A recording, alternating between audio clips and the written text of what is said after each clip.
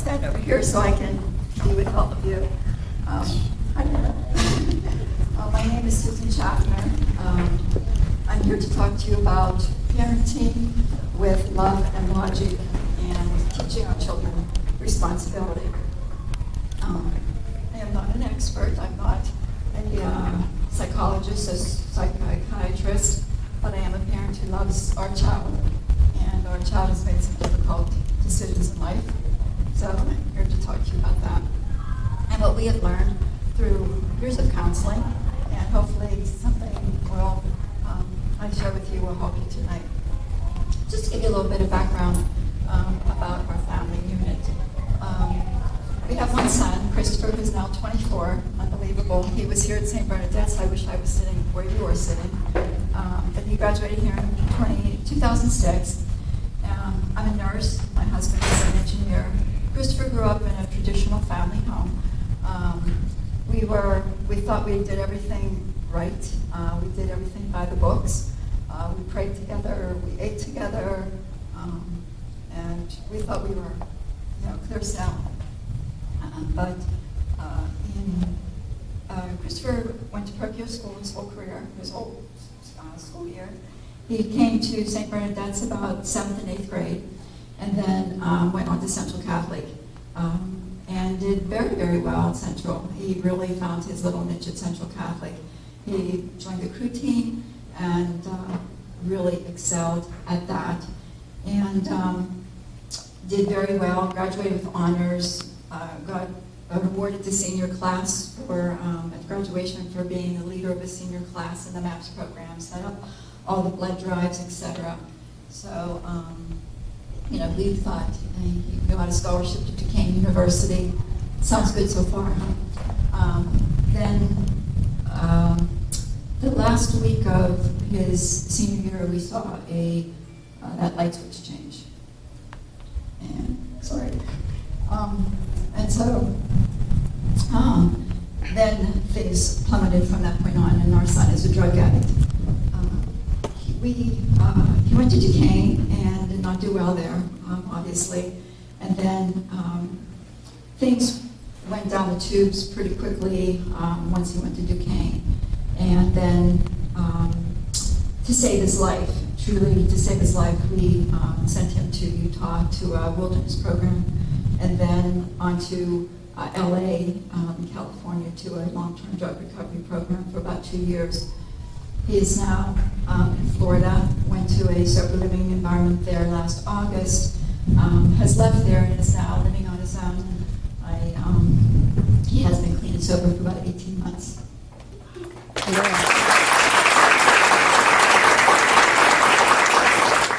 So, my point to wanting to talk to you tonight is that by the grace of God, truly by the grace of God, that your kids are going to be well and making good decisions.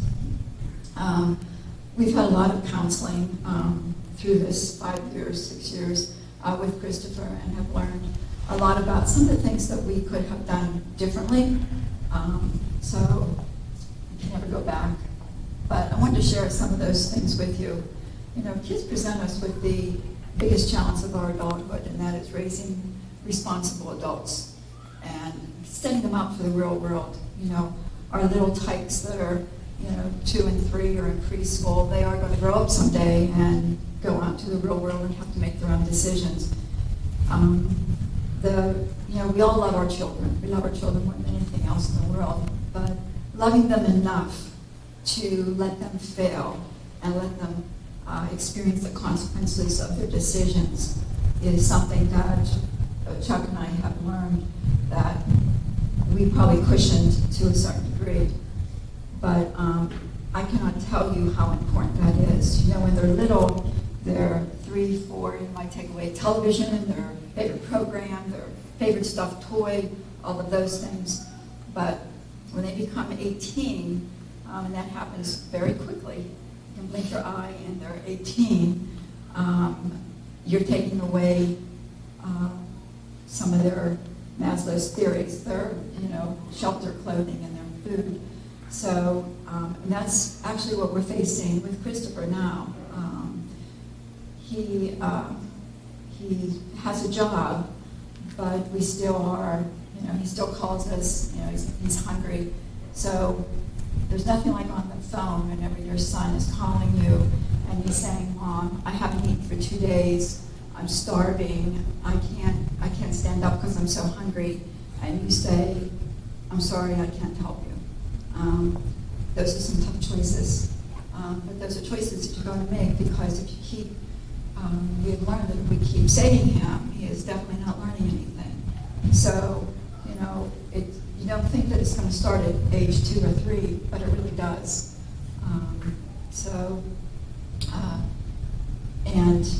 Christopher is learning, but he's learning the hard way.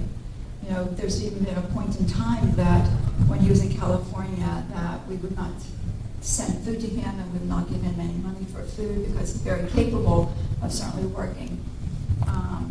And he actually had to go to the hospital because he had fainted because his blood sugar was so low.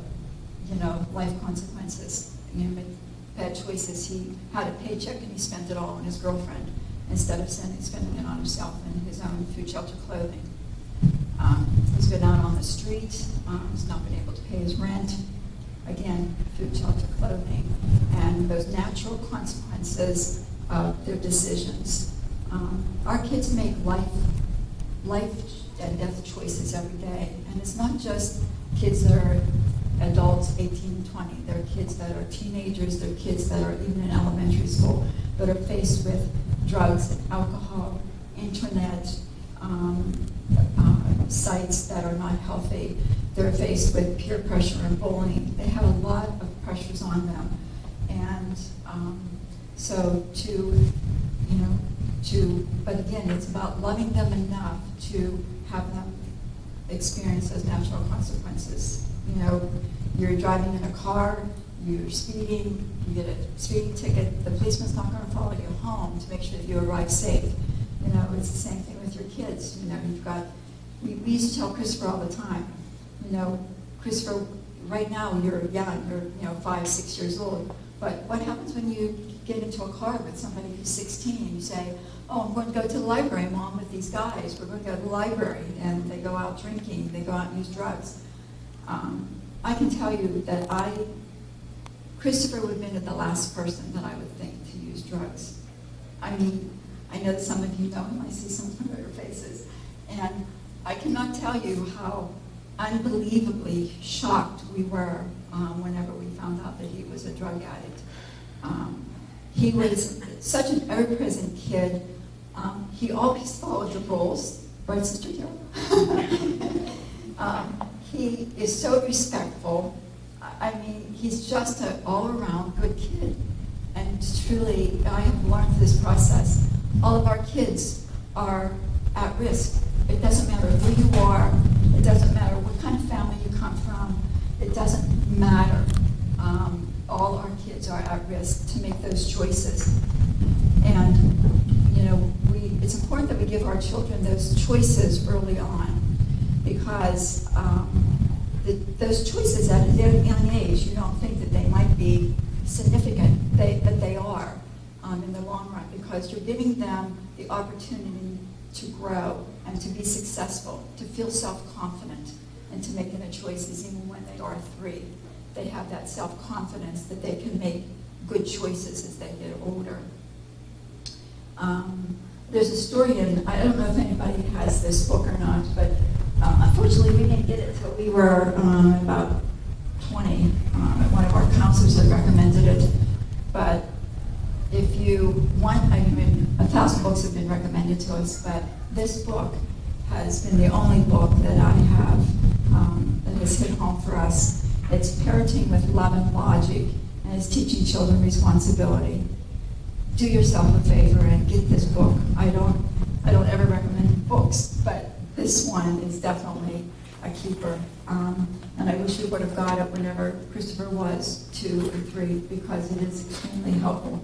But there's a story in here that sort of just hits home with what I'm talking about. So I'm just going to read it to you.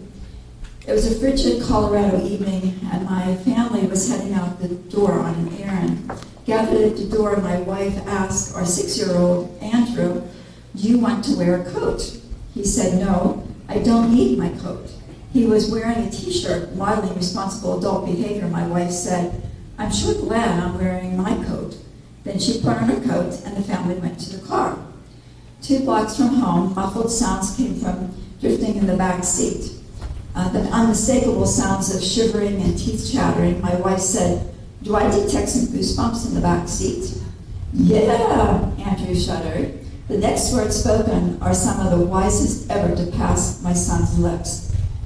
"Next time I'm going to wear my coat. I'm never going to do this again." That is very powerful. It might be a very simple story, but this is his home. The mom says, "Oh, honey, that sounds like a good idea." Our drive lasted long enough for the message to sink in, but not long enough for Andrew to turn blue. Had my wife said, "Wear your coat, it's cold out," Andrew probably would have said, "No." And she would have said, "I'm your mother, wear your coat." Then Andrew would have been sitting in the back seat, warm and toasty, hating her and not learning a thing. He would have been thinking, "Okay, I'll wear my coat, but only because you made me wear my coat. But when I get older, I'm going to decide what to do and when I wear a coat." When little kids rebel, parents can squash the rebellion with a stern order and get short-term results. But when kids hit adolescence and rebel, parental orders too often become enforceable, allowing children at a young age to practice decision-making on simple issues, teaching them to think and control their own lives. Then when adolescence hits, they will be less susceptible to peer pressure regarding alcohol and drugs. They will learn that they can make their own wise decisions. It's a powerful story, it's a simple story, but I know as a parent, if that was Christopher, when I read that story, I probably would have wrestled him to the ground and told him, "We're not leaving this house until you put on a coat." And again, what would he have learned?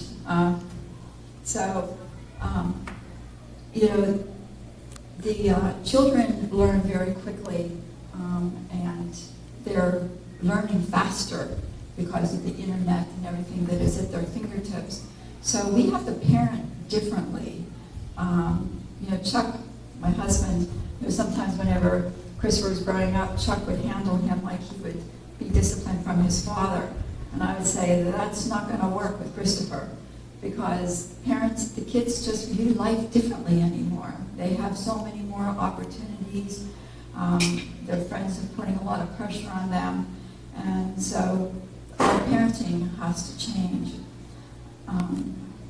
And our kids have entitlement in life now. We tell this to Christopher all the time. You don't want to work for anything, but you want everything. And I think the kids, even whenever Christopher was in elementary school, I have to chuckle. It was in St. Patrick's in Philadelphia. But he came home from school, and they all had to wear the same uniforms. But he came home from school, and he said some of the kids in gym class had different tennis shoes. And all the kids were trying to buy this one pair of tennis shoes. So even to the point where they even look at each other and look at their feet and look at their tennis shoes, they are in peer pressure to have what other kids have. So, but our kids do live in a world of entitlement, and we never want our kids to not have, but that is not always the best thing. They have to learn to work hard. There is another section in this book on entitlement, and I wanted to read you just a couple of things about entitlement. This is called the highs and lows of entitlement. It says the high is high need for goods and services, and the low is low pressure to succeed to hold down a job. Or high is high amount of time to party, but low amount of time to devote to accomplishments. High is high expectation of others, and low is low ambition. High is high resentment of those who require them to achieve through study and effort, and low is low appreciation for the opportunity for an education. High is high demand for entertainment and excitement, but low for awareness of the sacrifices made by the parents. High willingness to defy society's traditional roles and values, and low is low respect for adults and leaders. And high is inclination to find substitute highs such as alcohol and drugs, and low respect for society's traditional rules. Our kids, we don't want our kids to have less than what we have. We always want them to have more, but they have to learn to have to work for it and to earn it. That's where we are with Christopher, trying to get him to understand that everything is earned in life, nothing is given, and that he has to work hard for what he has. But loving him right now, it's really about loving him enough to let him suffer the natural consequences of life, and have enough faith in God that He will protect them. Protecting, one of the other things that, when we go back through this, that Chuck and I have talked about is protecting our son, probably too much, and that we would do differently, for sure.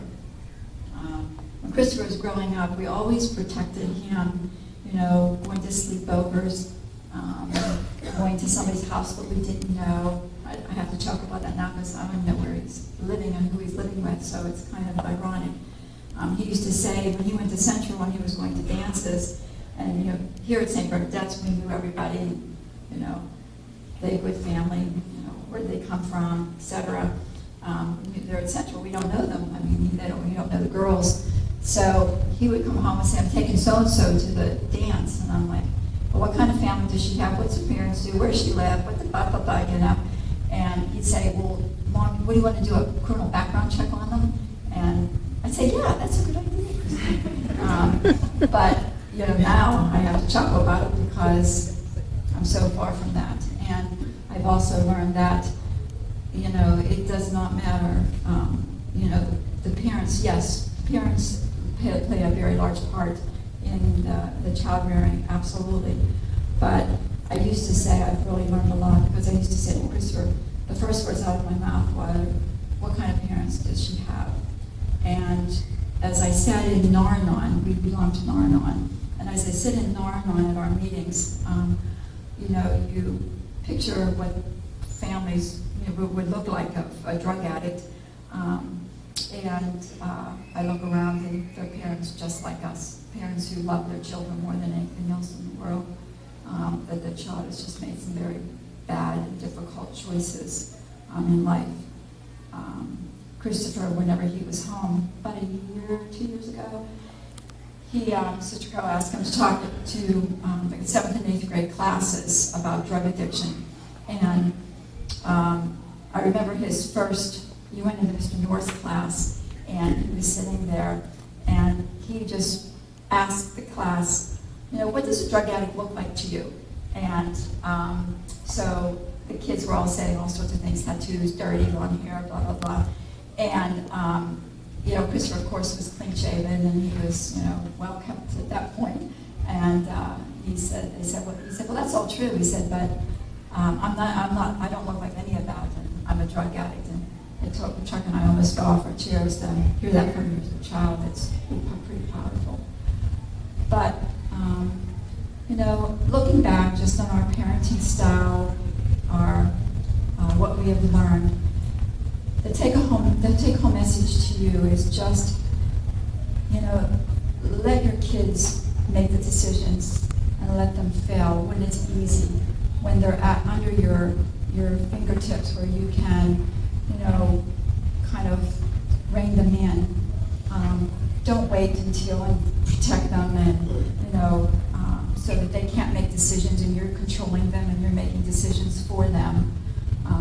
And then when they get to be 18, they walk out that door to college and they don't know how to take care of themselves, and they don't know how to make a decision. You may have given them some money to go off to college, but they have no idea how to spend it. And when they know how to spend it, they don't have any idea how it was earned. They don't know that it was your hard work and your efforts and your sacrifices that have made that happen. They just know, hey, I'm off to college and I have some money to spend. So instilling those kinds of values as they're growing up is just key to their success. You know, it's failure and success are really the same side of the coin when you think about it, because your kids cannot succeed unless they fail. And it's, you know, it's something that we have to love our kids enough to let them do that. But we know we don't learn, even us adults don't learn by having everything go great. We learn by saying, oh my gosh, I'll never do that again. And that's so that you can, hopefully your children will also learn, yeah, I learned my lesson, I'm never going to do that again. You know, we're still facing a lot of challenges with Christopher, but you know, he's come a long way. I told him I was, you know, obviously said hello to Sister Carol, but I just talked to him this morning. I said, oh, today's my talk at St. Bernadette's. And this is a huge step for Christopher. I mean, huge. I mean, these huge steps for, you know, these young adults who can't take care of themselves, when they actually can take care of themselves, and you see that, you go, wow, like maybe it's a baby step, but it's a huge step to us parents. But I said, oh, maybe I want to talk tonight at St. Bernadette's, and he said, okay, Mom, I'm going to tell you what to do. And I'm like, okay. And he said, what you do is you bow your head and you tell everybody that God is in the room.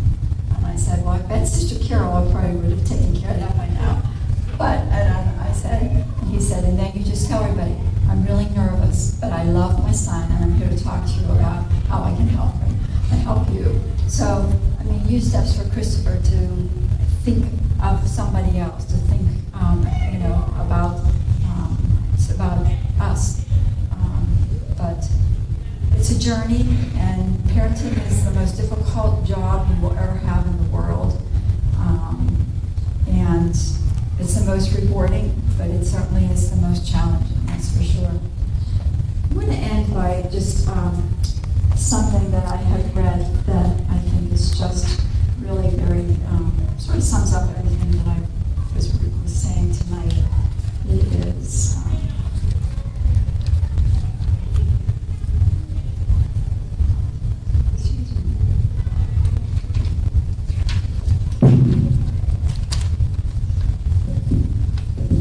I did want to tell you a couple stories that maybe will hit home with.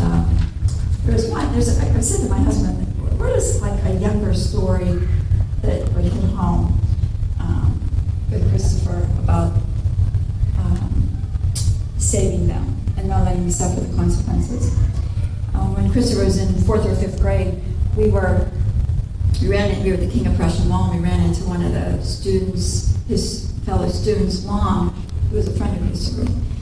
And she said, hey, Sue, how's Christopher's project going on Trek Across America? And I said, huh? And she said, the project that's due tomorrow, Trek Across America. Huh? Don't know. So Christopher wasn't with me, chucking Christopher out, you know, looking around somewhere else. I said, well, when is that due? And she said, well, it's due tomorrow, but we got the assignment probably a good month ago because it's a pretty big assignment. It takes a long time to do. And I said, oh. I said, well. So I saw Christopher and Chuck, and I said, hey, Christopher, what kind of assignment do you have tomorrow that's due that's called Trek Across America? And he went, huh? I said, do you have an assignment tomorrow that's called Trek Across America? He said, oh, yeah. He said, something like that. I said, okay. So what do you have to do? My friend, the mother, told me what was involved, and so I reiterated to Christopher, what do you have to do? So he reiterated pretty much the same thing. And when did you get that assignment? Oh, I got it a while ago, and you didn't tell us why, you didn't do anything, why? I don't know. So now I'll tell you what we did then, and I'll tell you what I would do now. Then, hold your ears, Sister Carol.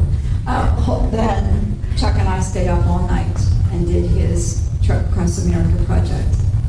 Of course, he got an A on it, and he walked in the door and said, I got an A on my project. How can you be excited about that? You can't. what I would do now? Well, good night, Christopher. Have a good sleep. Yeah, absolutely. And the grade was 60% of his grade was this project, so he probably would have gotten an F. But yeah, get an F, Christopher.